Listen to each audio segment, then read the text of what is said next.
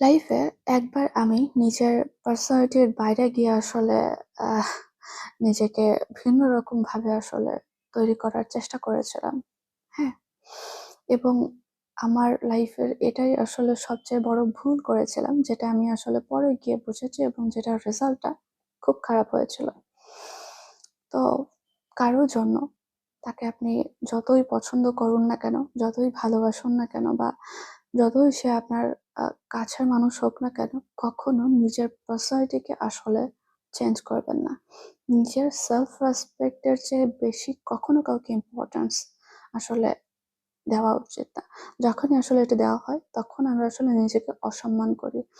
আর আমরা যদি নিজেরাই নিজেকে অসম্মান করি তাহলে এর রেজাল্টটা ভালো তো আমরা আসলে আশা করতে পারি না। তো কখনো যেই হোক না কেন, কখনো কারোর জন্য নিজের পার্সোনালিটিকে ভেঙে করে নতুন করে করার চেষ্টা করবেন না। হ্যাঁ, আপনি আপনাকে ইমপ্রুভ করতে পারেন, সেটা আপনার নিজের জন্য, কিন্তু অন্য কারোর জন্য না।